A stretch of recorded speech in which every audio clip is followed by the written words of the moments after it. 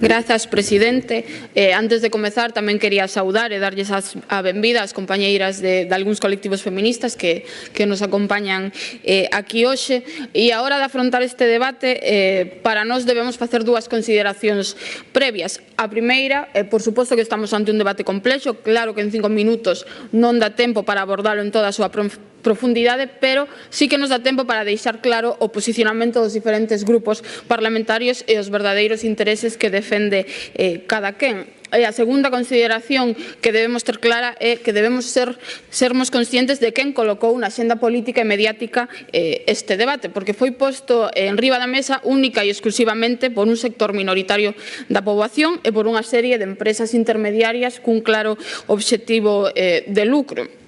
Foron estas empresas as que están facendo negocio, moitas delas xa cos ventres de alugueiro noutros países, as que están presionando para que se abra esta oportunidade tamén no Estado español. Pero non foron simplemente estas empresas, apareceron unha organización política, Ciudadanos, pero tampouco foi só Ciudadanos o que puxo en riba da mesa. Determinados sectores de algunhas organizacións, por exemplo, do Partido Popular, axudou e favoreceu que este debate este aquí. De feito, parécenos bastante incongruente, bastante incongruente, porque hoxe apelan a cautela, apelan a reflexión, e foi o propio presidente Feijóo un dos que lanzou a palestra este debate. Se quería regular esta práctica e quería debatelo no seu último congreso, non entendemos por que hoxe, meses despois, pretenden manterse absolutamente todo o tempo de perfil. De feito, as súas declaracións de xaneiro axudaron a impoñernos este debate, porque asegúrolles que na nosa axenda non estaba este debate, na axenda do movemento feminista tampouco estaba este debate, e declaracións como estas foron as que banalizaron xustamente o proceso.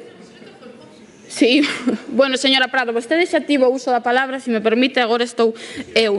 Pero foron declaracións do presidente Feijóo, sí, as que axudaron a que Ciudadanos vira unha alianza fundamental no Partido Popular para abrir a porta á mercantilización da reproducción, aínda que agora queran inhibirse e aínda que agora queran negalo. Cautela e responsabilidade, eu pediríalles que lle houberan dito o compañeiro de partido, o presidente Feijóo, porque a verdade parécenos que están empregando neste debate unha excusa bastante mala, un discurso e unha emenda caracterizada, sinceramente, creo, polo cinismo, porque claro que hai que falar do marco da Unión Europea, claro que é positivo falar do marco da Unión Europea. Por favor, eu pídolle que me respete mentre estou falando, porque eu non abrín a boca e o tempo sigue correndo.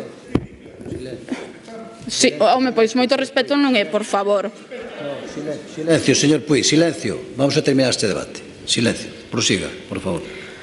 Como decía, por suposto, nos estaremos da man de que a Unión Europea traballe e se vaya na liña de que, independentemente do lugar onde se resida, ningunha muller vexa vulnerados os seus dereitos. De feito, xa existen resolucións do Parlamento Europeo que abogan por prohibir esta práctica. Pero iso para nós non significa que teñamos que inhibirnos do debate no marco do Estado español. E como decía, e volvo a repetilo, a min resúltame ridículo que apelen constantemente a eso, a que un debate profundo, a que un debate que necesitamos tempo, cando en xaneiro o presidente Feijóo fixo declaracións como as que fixo e que están á vista de todas, só hai que entrar na hemeroteca, buscar e xa, agora digo, tranquilo, non se preocupe, que agora digo unha das cuestións que dixo, e sobre todo cando temos unha proposición de lei no Congreso dos Deputados e que obviamente teremos que tomar partido, e o Parlamento Galego terá moito que decir ao respecto. E entonces, tamén unha cousa,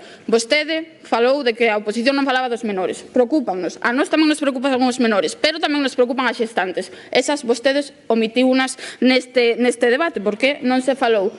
De verdade, eu espero que non sexa estricto co tempo, porque en toda esta intervención notaselle que non lle gusta este tema, non me están deixando falar, entón eu pediríalles un pouco de respeto, de verdade.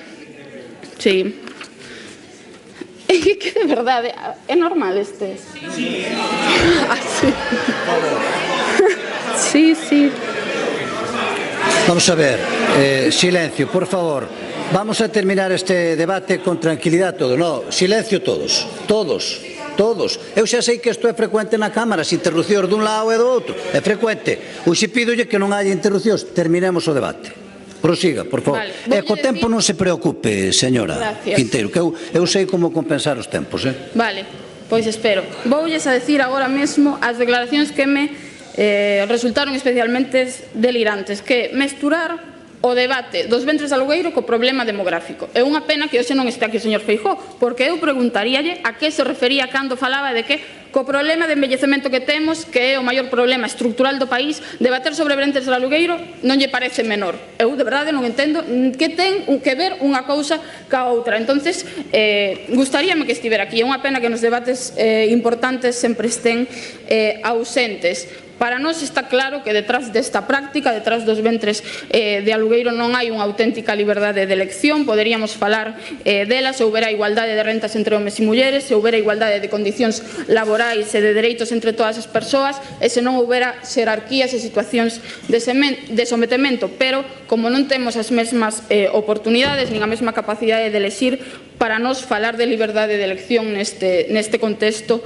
é unha falacia, porque en realidade o que se está pondo enriba da mesa con este debate é a liberdade de quen pode pagar para adquirir o ben de consumo que desexa. Remate, por favor. Bueno, remate, por favor. Miro o seu tempo. Miro o seu tempo, pero estiven 2 minutos de intervención constantemente. No, perdone. Perdón, estou vendo o reloj. E ela tamén o ve. Un minuto 12 segundos por encima do tempo. Creo. Remate, señora Quinteiro, por favor. Mira, rematou o seu tempo. Vou a rematar. Non, remate. Dende Marea, despois de reflexionar ao longo de todo o país, témolo claro, tivemos tempo de debater con profundidade, o Partido Popular tamén tivo de debater con profundidade este tempo, opoñémonos por completo os ventres de alugueiro, estaremos defendendo sempre os dereitos das mulleres. E por iso, imos a votar a favor desta iniciativa. E se non votan a favor desta iniciativa, non están póndose de perfil, están decantándose. Gracias, señora Quinteiro.